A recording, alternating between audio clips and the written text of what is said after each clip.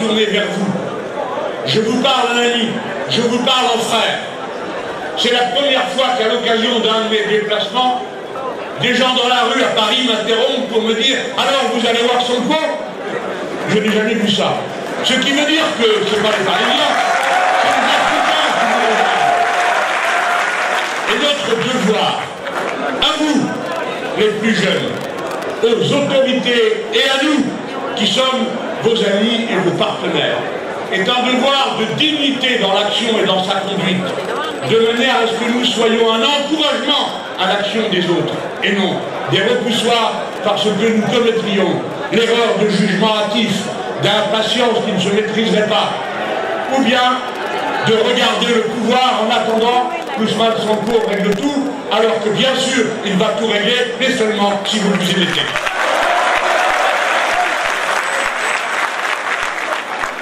Je veux aussi dire, pensant à mes compatriotes et à ceux qui m'écoutent dans le monde, quiconque cherche à rompre le cordon ombilical qui unit chaque être humain à l'Afrique s'interdit de comprendre l'histoire, car l'histoire a commencé, s'est déroulée, a continué et rebondit aujourd'hui avec cette révolution en Afrique.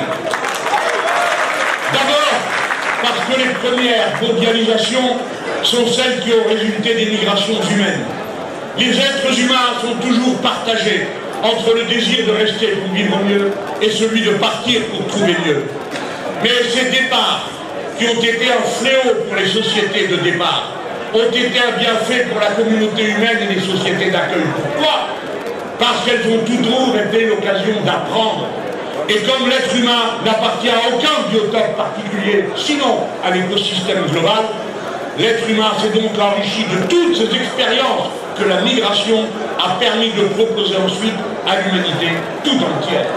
Il faut le comprendre, pour comprendre le processus profond qui unit les premiers royaumes, qui unit la situation de l'Antiquité, par exemple soudanaise, avec celle de l'Égypte, puis ensuite avec celle de Sumer, et ainsi de suite. Ce lien, il faut le comprendre, et le comprendre dans sa réalité concrète. Il existe à travers les êtres humains qui échangent, qui partagent, qui se créolisent. Je n'ai pas dit qui se métissent, je dis qui se créolisent, c'est-à-dire suivant une invention des Africains eux-mêmes, déportés en esclavage, qui inventèrent la pratique de créer une langue, le créole, différente suivant les îles. Pourquoi faire?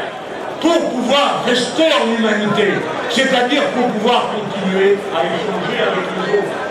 Et non seulement échanger des idées et des mots d'amour, des mots de haine, mais aussi chanter, mais aussi faire le maloya de la Réunion, faire le tambour groka des Antilles, et ainsi de suite. Cette fécondation de l'humanité, par sa migration et par sa créolisation, sont précisément les deux vertus fondamentales de notre espèce, qu'aujourd'hui des courants que je ne peux pas qualifier de conservateurs, car il en est parmi les conservateurs de respectables, mais que je qualifierais tout simplement de racistes et d'ethnicistes, qui en méprisant les uns ou les autres, privent l'humanité de ces mélanges et d'abord leur propre peuple. Mesdames, Messieurs, après ce point, en vient un autre. L'esclavage, puis la colonisation, ont été infligés à l'Afrique comme la base sur laquelle ce qu'ils appelaient le doux commerce est devenu l'accumulation capitaliste primaire qui a permis ensuite de déverser ces capitaux et de faire naître le capitalisme lui-même en tant que mode de production dominant. S'il n'y avait pas eu l'esclavage, s'il n'y avait pas eu l'incroyable violence de l'esclavage, s'il n'y avait pas eu le crime contre l'humanité pendant 3 siècles de l'esclavage, dont je m'honore de vous dire que c'est à un insoumis que vous devez que le Parlement européen ait voté la reconnaissance de l'esclavage comme crime contre l'humanité. Cet homme s'appelle Younous Omarjee, et son nom, je crois, est à lui seul un récit. Donc, disais-je, cette accumulation a permis ensuite que ces capitaux produisent la modification des vies et ainsi de suite, jusqu'au point où le capitalisme étant devenu le mode de production dominant, il a bien sûr une histoire, il a changé à plusieurs reprises. Et à quoi bon répéter les catéchismes du siècle précédent? Mettons-nous à l'heure et comprenons que lorsqu'il a commencé à muter pour de bon, eh bien c'est en Afrique qu'il a fait cette expérience les plus pitoyables, je veux dire les politiques d'ajustement structurel, qui ont ruiné des États à peine naissants et qui ont ensuite propagé à la planète entière les méthodes qui avaient été expérimentées si brutalement sur les peuples d'Afrique. Par conséquent, il n'est pas une étape dans laquelle vous n'ayez été directement impliqué en première ligne de ce qui se passait dans l'histoire qui ensuite s'est répandue. C'est pourquoi je forme le vœu, à l'inverse, qu'au moment où vous entreprenez, vous autres Sénégalais, cette révolution citoyenne, elle ait la même capacité de propagation du bonheur qu'hier il y eut la capacité de propagation du malheur. Voilà ce que je vous souhaite, mais ce sera seulement pour dire que si vous vous êtes trouvé dans cette situation, vous voici de nouveau, mais vous ne le savez pas toujours, à l'avant-pointe du phénomène humain tel qu'il est en 2024. Et pour une raison qui ne doit rien à l'idéologie et qui doit tout aux faits. Quels sont les faits majeurs de notre temps? Le premier de celui-ci est le nombre des êtres humains. Comprenez que les Européens s'en inquiètent, et aussi les Nord-Américains. Le nombre des êtres humains, parce qu'il aura fallu 300 000 ans pour atteindre le premier milliard d'êtres humains. Il n'aura fallu que 100 ans pour atteindre le deuxième. Et dans ma génération, on a connu 2 doublements de la population mondiale, ce que je ne vous souhaite pas, car sinon ça vous amènerait à 32 milliards d'êtres humains. Nous sommes dorénavant 8 milliards. Et à la fin du siècle, nous serons sans doute 11 milliards. Dans le même temps, le continent que l'on nommait le continent vide, l'Afrique, sera en 2100, avec 4 milliards 500 millions d'habitants, quasiment à la moitié du total de la population humaine. Par conséquent, je vous demande d'y réfléchir comme intellectuels que vous êtes, femmes et hommes. L'essentiel du défi que portera l'humanité résultant du phénomène humain de propagation de l'humanité sera sur vos épaules. Vous êtes la première génération, n'applaudissez pas, la nouvelle n'est pas si fameuse. Vous êtes la première génération qui doit répondre à un défi dont l'enjeu est l'existence même de l'espèce humaine. C'est-à-dire, qu'allez-vous faire pour inventer un mode de production qui ne soit plus celui dans lequel nous vivons? Si tout le monde vivait comme des Sénégalais, il suffirait d'une planète pour y vivre. Mais si tout le monde vivait comme un Français, il en faut 5. Si tout le monde vivait comme un Nord-Américain, il en faut 20. Or, cela n'existe pas. Vous êtes donc au pied du mur de cette invention parce que c'est vous qui devrez le régler. Je ne dis pas ça pour flatter, encourager ou je ne sais quoi. C'est un fait. Et le nombre, mesdames, messieurs, a un résultat immédiat. C'est que l'humanité, celle de vos pères et grands-pères, plutôt vos grands-pères, était une humanité rurale, essentiellement, et peu urbaine. Depuis 2008, il vit plus d'êtres humains en ville qu'à la campagne. Et au Sénégal, c'est depuis 2022 que cette transition s'est faite. Si ce sont les villes, alors, sans que j'ai besoin de vous en dire davantage. Là encore, si la dynamique est sur ce continent, le résultat s'y trouve aussi, ainsi que son résultat politique. La ville produit des relations politiques particulières. L'homo urbanus n'est pas le même citoyen que celui qui vit dans des communautés humaines éparpillées. Mais quelle vigueur, mais quelle force, quel élan incroyable, pas seulement à Dakar, du fait de sa population depuis 10 ans, mais je me trouvais il y a peu à Kinshasa, qui comptait 1000 habitants en 1920 et qui en compte 17 millions aujourd'hui, et qui voit sa population totale doubler tous les 5 ans. Je m'interrogeais comme ancien élu local, en quoi consiste le fait de gérer une ville dont la population double à une telle cadence? Est-ce qu'il faut poser dans la dernière rue un bulldozer pour commencer à construire tout de suite la rue suivante, etc. Je ne sais pas comment on répond. Revoilà le défi pour les urbanistes. Et le défi auquel vous devrez répondre maintenant, et auquel vous avez commencé à répondre, j'ai bien compris, puisque d'ores et déjà vous avez pris des dispositions d'aménagement du territoire pour éviter une urbanisation folle qui aboutirait au résultat inverse de ceux qui la veulent, c'est-à-dire vivre moins bien. Si donc vous avez le nom, si donc vous avez les villes, alors vous avez la conséquence de tout ça.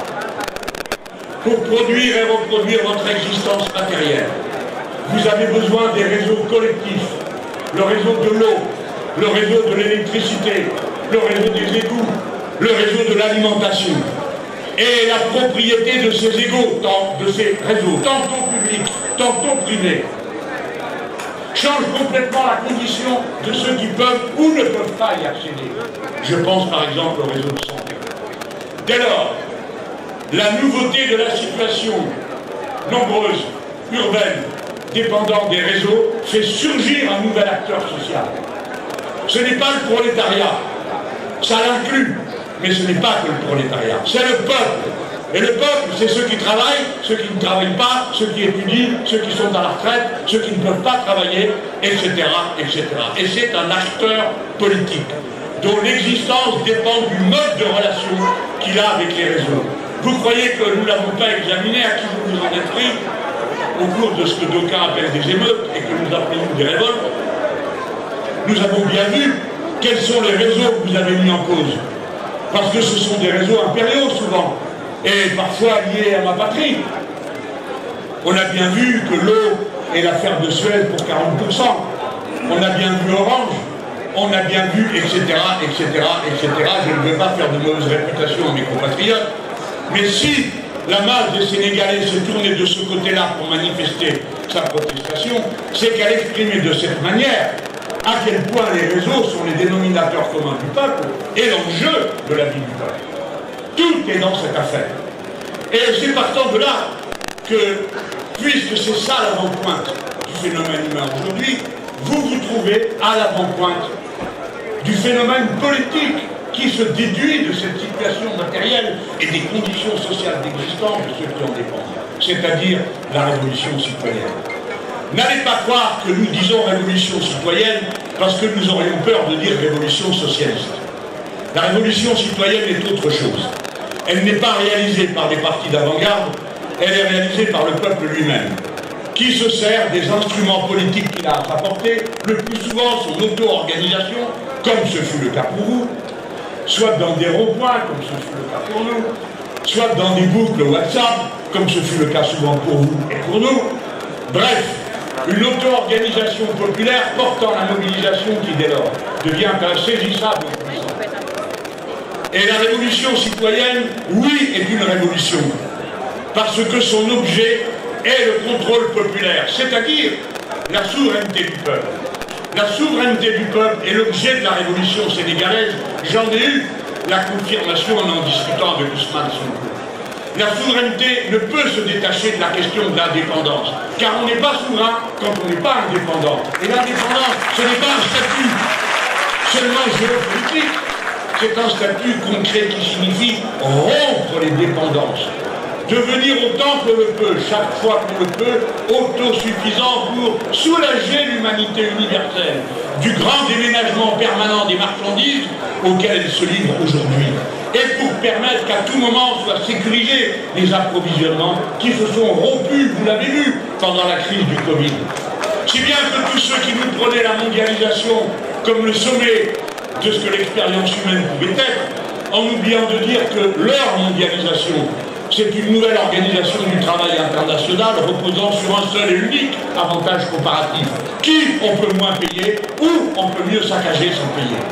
C'est-à-dire une irresponsabilité sociale et environnementale qui est une des questions majeures de notre temps pour ce qui est du contrôle. Donc, si souveraineté et indépendance vont ensemble, chacun comprend que la liberté est là. Et que son enjeu, la liberté, est le contrôle populaire. C'est pourquoi cette révolution est dite citoyenne, puisque son moyen est citoyen, et son objectif est la citoyenneté. Ensuite, quel programme sera appliqué? C'est ce que nous allons voir. C'est ce que nous allons voir. Mais aucun pouvoir issu d'une révolution citoyenne ne peut, et souvent ne veut, échapper à l'injonction qu'il a reçue des masses, permettre cet autocontrôle. Mais surtout, l'implication. C'est pourquoi je partage avec le PASTEF une idée fondamentale de l'action politique. Elle doit être inclusive. Elle ne doit pas être de surplomb. Elle n'est pas une injonction que les dirigeants font aux masses. Elle est une osmose.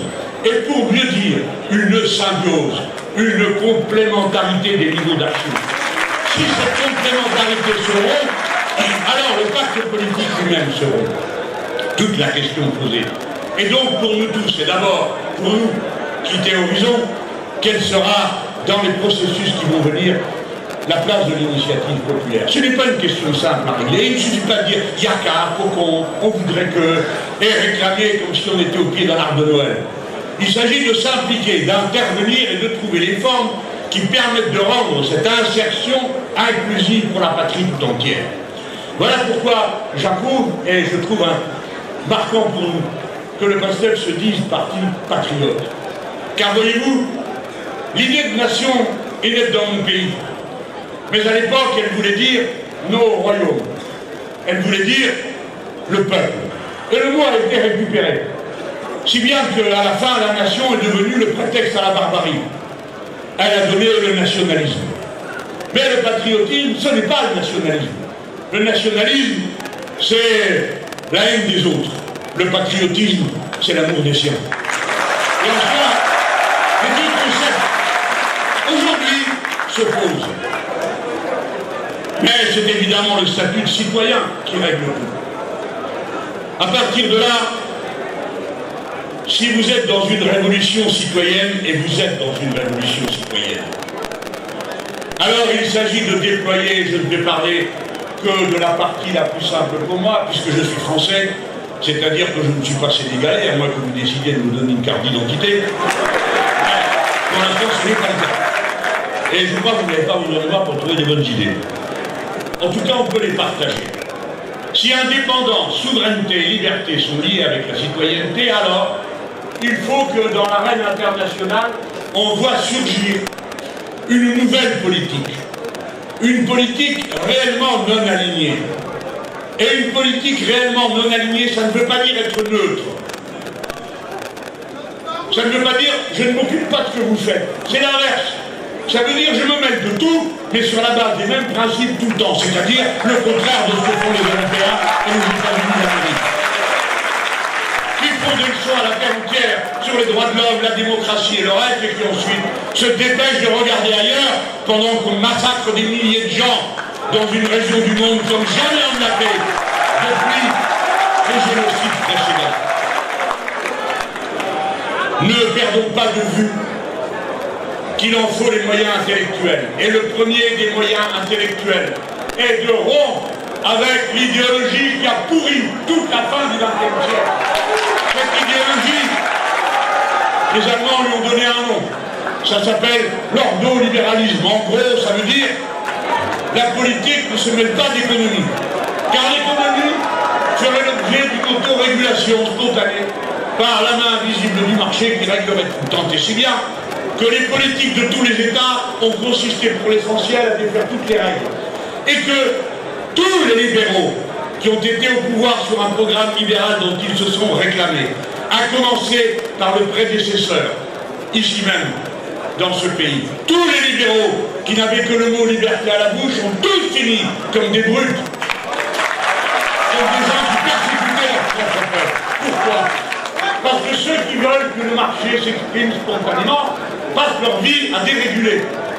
Et que la dérégulation aggrave les inégalités, puisqu'elle réserve les services à ceux qui peuvent se les payer. Donc l'action de l'État consiste à tout défaire. Et on attend que le marché le remplace. Naturellement, ça ne se produit jamais. Ce qui le remplace, c'est le pillage. Et contre le pillage, les peuples très vite se mettent en mouvement pour des raisons qui n'ont rien d'idéologique. Ils veulent manger, laver l'affaire, ils veulent boire, ils veulent se soigner, ils veulent éduquer leurs enfants. Et cela suffit à faire des révolutions. Il n'y a pas besoin de programme plus compliqué que celui-là. Et voilà comment, à chaque fois, cela finit dans des répressions qu'on n'imaginait pas. Dans mon pays, comme dans bien d'autres. Et si je mentionne mon pays, c'est parce qu'il n'est pas à avoir de donner des leçons